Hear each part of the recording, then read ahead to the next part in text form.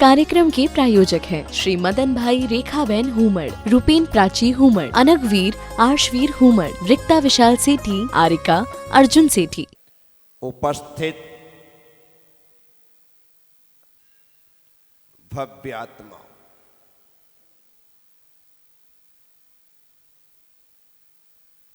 आचार्य वादिराज स्वामी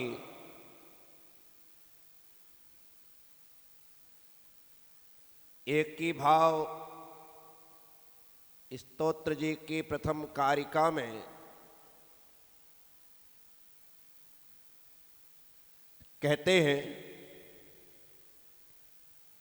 एकी भावम गत इव मया यह स्वयं तत्कर्म बंधो घोरम दुखम भव भव गतो दुर्निवारः करोति तस्याप्यस्य त्वयि जिनरवे भक्तिरुन्मुक्तये चेत जेतुम शक्यो भवति न तया को परस्ताप हेतु। आचार्य महाराज कहते हैं, जिन रवे, हे जिन सूर्य, हे संसार के अंधकार को नष्ट करने वाले,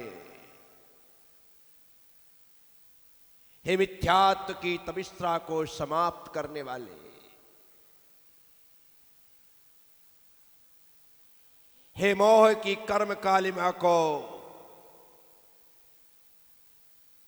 क्षय कर देने वाले, जिन सूर्य, मैं आपके समक्ष हूं।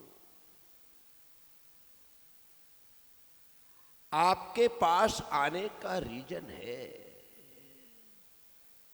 आपके पास आने का कारण है, आपके पास आने की वजह है, और बिना वजह के मैं यह नहीं आया हूं, यह आप जान लीजिए। वैसे आपसे ऐसा कहना आपके सर्वज्ञत्व पर अंगुली उठाना है, क्योंकि आप तो चराचर पदार्थों को स्पष्ट जानते हैं। मैं क्यों आया हूं यह भी जानते हैं, फिर भी मेरा दायित्व बनता है कि मैं अपने आने का कारण आपको बता दूं, क्योंकि प्रभु आपके द्वार पर ज्यादातर स्वार्थी लोगों की भीड़ होती है। लोग अपना काम करवाने के लिए आपके पास आते। किसी की शादी नहीं होती तो वो आपके चक्कर लगाते, शायद आपके चक्कर लगाने से मेरे साथ कोई चक्कर लगा ले, इसलिए वो तेरे पास आते हैं। लेकिन मैं इस भाव से नहीं आया हूं। पहली बात आपसे साफ कह दूं कि मुझे शादी वादी कुछ नहीं करनी है। कुछ लोग इसलिए आते हैं क्योंकि उन्हें शादी के बाद रिजल्ट नहीं मिल रहा है, तो उन्हें लगता है कि रिक्वायरमेंट लगा दो, जिसका सारा संसार, जिसकी संतान स्वरूप है, वो मुझे एकाध संतान दे दे। प्रभु शादी के लिए नहीं आया, संतान के लिए नहीं आया। तो फिर ये भी मत समझना कि काम धंधा नहीं है तो उसकी जुगाड़ में आया हूं। ऐसी भी कोई जुगाड़ नहीं प्रभु, आपकी कृपा से काम धंधा भी अच्छा है, चलता भी बढ़िया है। जितना सोचता हूं कि आज दिन भर में 2000 कमाऊंगा, पर गजब मेहरबानी है तेरी कि 5-10 हजार कमा लेता हूं, इसलिए धंधे के लिए भी नहीं आया हूं। मेरी पत्नी भी स्वस्थ है, यह भी मत समझना कि उसकी बीमारी से परेशान होकर के सब जगह ठोकर खा करके आपके पास आ गया कि प्रभु कुछ कृपा करो, कम से कम अपने क्लिनिक में मेरी पत्नी को एडमिट करके स्वस्थ कर दो। तो मेरे मालिक इसलिए भी नहीं आया। मेरे बच्चे क्या कहूं, इतने अच्छे कि पिता की आज्ञा का पालन करना उनका धर्म है। पढ़ाई लिखाई में नंबर 1, एक भी साल ऐसा नहीं गया कि सेकेंड आए हो, फर्स्ट डिवीजन बनी है। परसेंटेज भी शानदार, स्कूल में टॉप किया। मेरी बेटी ने तो पूरे जिले में नंबर 1 लाया। इसलिए बच्चों से भी कोई परेशानी नहीं है, उनके लिए नहीं आया। साफ साफ शब्दों में कह दूं कि सांसारिक मुझे किसी प्रकार की कोई परेशानी नहीं, शारीरिक और मानसिक सुख से भी मैं संपन्न हूं। किसी प्रकार की मुझे मानसिक पीड़ा भी नहीं है, शारीरिक तकलीफ भी नहीं है। पर क्यों आया हूं ये तो बताना पड़ेगा। कहीं आपने सबकी तरह मुझे समझ लिया और जैसा सबके साथ होता है वैसा मेरे साथ हो गया, तो प्रभु ये तो नाइंसाफी होगी। इसीलिए आपसे मैं कह रहा हूं, और बात इतनी सी है आपके चरणों में आने की कि हे जिन सूर्य माया सह मेरे आत्मा के साथ, मेरी आत्मा के साथ, जिस कारण से मैं आपके पास हूं, ये आत्मा है तो ये शरीर चल रहा है, फिर रहा है, घूम रहा है, उठ रहा है, बैठ रहा है, खा रहा है, पी रहा है, सीधे शब्दों में कहो तो जी रहा है। किसके कारण? किसके कारण? किसके कारण? बोलो ना। जैसे मेरी आवाज निकलती वैसी तुम्हारी भी निकलना चाहिए। किसके कारण? हाँ, आत्मा के कारण ही तो इस शरीर की वैल्यू है। आत्मा गई, खेल खत्म। कमाल है, जिसके कारण इसकी वैल्यू, जीते जी तुम उसकी वैल्यू समझते नहीं हो। उसकी वैल्यू सुबह से शाम तक जिसकी कोई कीमत नहीं है उसकी गुलामी कर रहे हो। बोलो हाँ। कितने ईमानदार हो। जिसकी कोई कीमत नहीं है उसे रगड़े जा रहे हैं। नहलाना, धुलाना, खिलाना, पिलाना, घुमाना, फिराना, सजाना, धजाना, 24 घंटे, जिसकी कोई कीमत नहीं है। तुम्हारी हरकतें से तो ऐसा लगता है जैसे तुम काले कोयले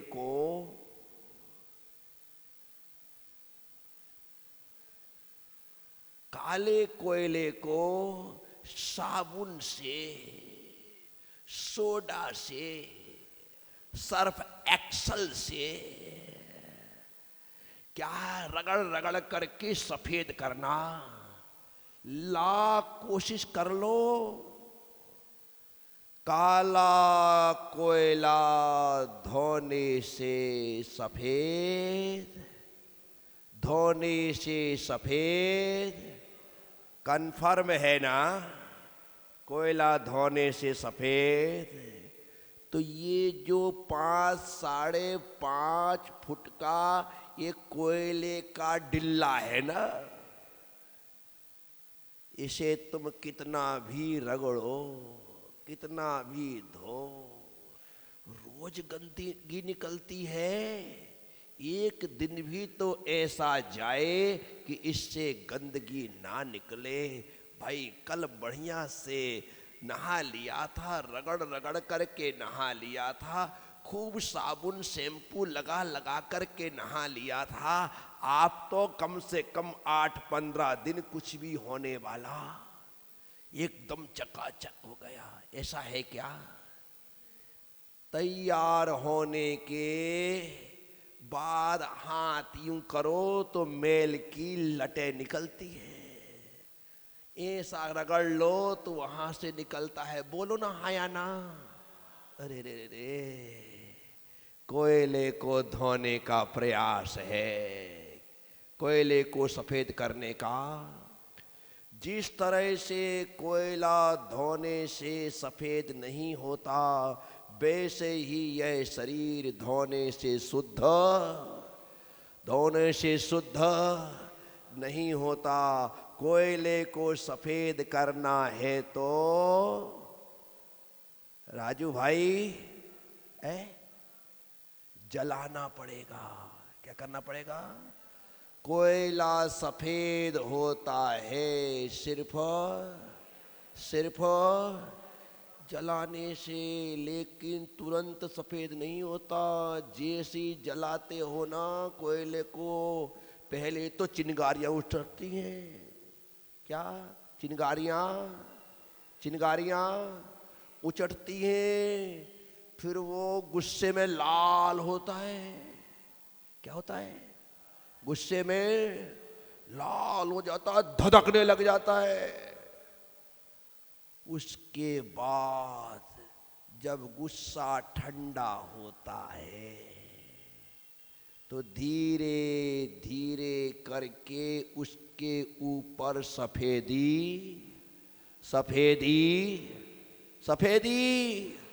परंतु सावधान, अभी ये ऊपर से सफेद हुआ है। ऊपर से हाथ लगाने की गलती मत कर बैठना, अन्यथा जलाने का बदला वो जला कर लेगा। जला कर लेगा। इसलिए उसे पूरी तरह से भीतर से भी ठंडे हो जाने दो। जब भीतर से भी ठंडा हो जाएगा तब वह अंदर बाहर से सफेद हुआ, यह जानना। हम पड़े हैं इस शरीर के पीछे, इसे तपाना पड़ेगा। क्या पड़ेगा? तपाना पड़ेगा। यदि आप किसी को जबरदस्ती नियम दो ना तो चिंगारियां निकलती हैं। क्या निकलती हैं? तुम्हें लेना है तुम ले लो मेरे पीछे, मैंने साफ कह दिया मुझसे नहीं होगा। अरे बाप रे, क्या हो रहा है? चिंगारियां। यदि कोई माँ बाप जबरदस्ती पीछे पड़ जाए तो एकदम से लाल हो जाता है। कैसा हो जाता है? हाँ, पीछे पड़ गए तो लाल हो जाता है। और जबरदस्ती नियम ले लिया, क्या करो महाराज जी, आ गए हैं, सब पीछे पड़ ही गए हैं, आहार देना ही पड़ेगा, नियम लेना ही पड़ेगा। भीतर ही भीतर तो ऐसा दिमाग खराब हो रहा है कि पूछो मत। मैंने क्यों धोती दुपट्टे पहने, पहले क्यों नहीं बताया कि महाराज जी को आहार देने से पहले 4 महीने का रात्रि भोजन त्याग, आलू प्याज लहसुन का त्याग करना पड़ता है। यदि पहले बता देते तो मैं ये गलती करता। नियम ले रहा है, नियम आहार दे रहा है, लेकिन भीतर ही भीतर धधक रहा है। छेड़ना मत, अन्यथा अभी तुम्हें इंतजार करो। 4 महीने का नियम लिया है, धीरे धीरे करके ठंडा होगा। क्या होगा? और जो व्यक्ति भीतर से भी ठंडा हो जाएगा उसका नियम सदा सदा का हो जाएगा। शुरुआत सदा, फिर उसको जरूरत नहीं पड़ेगी। उसे लगेगा अब तो आराम से जब 4 महीने निकाल सकता हूं तो साल भर निकाल सकता हूं, और साल भर निकाल सकता हूं तो जिंदगी भर नियम का पालन कर सकता हूं। इसके पीछे मत पड़े रहो। अभी हमारा पूरा ख्याल शरीर पर है, थोड़ा सा ध्यान हमें आत्मा की ओर देना पड़ेगा। सुबह से शाम तक जो 60 घड़ी, सुबह से शाम तक और शाम से सुबह तक जो 60 घड़ी का दिन रात है, उन 60 घड़ी में 2 घड़ी अपने आप को देना है। कितनी घड़ी? 1 घड़ी दिन के लिए, 1 घड़ी रात के लिए। 1 घड़ी आपने 2 घड़ी दे दी तो आपकी 60 घड़ी सुधर गई, यह मान करके चलना। इतना समय तो देना पड़ेगा। यदि आपने अपने मकान की सफाई के लिए समय नहीं निकाला तो उस मकान में रहने की इच्छा नहीं होगी। सफाई के लिए, मकान की सफाई के लिए समय नहीं निकाला, सफाई करने वाला नहीं रखा, खुद हाथ में झाड़ू लेकर के सफाई नहीं की, खुद पोंछा लेकर के पोंछा नहीं लगाया, तो आप ही अपने मकान में रहने की इच्छा नहीं करेंगे। गजब हो गया। मकान की सफाई 2 दिन 4 दिन ना हो तो वो रहने लायक नहीं होता। हमारे मोहल्ले की सफाई यदि 2 दिन ना हो तो नाक में रुमाल रख के निकलना पड़ता है। हमारे मोहल्ले की हरिजन लोग यदि हड़ताल कर ले तो खूबसूरत कोटा शहर बदबू से भर जाए। बदबू से मोहल्ले की, शहर की, नगर की, घर की रोज सफाई जरूरी है। रोज सफाई, मकान की सफाई रोज जरूरी है तो मन की सफाई भी, नगर की सफाई रोज जरूरी है तो जिगर की सफाई भी, बाहर की सफाई रोज जरूरी है तो भीतर की सफाई भी रोज जरूरी है। खुद के ऊपर 1 बाल्टी पानी डालने से तन शुद्ध होता है। इस कार्यक्रम के प्रायोजक हैं श्री मदन भाई रेखाबेन हुमड़, रूपेन प्राची हुमड़, अनगवीर आर्शवीर हुमड़, रिक्ता विशाल सेठी, आरिका अर्जुन सेठी।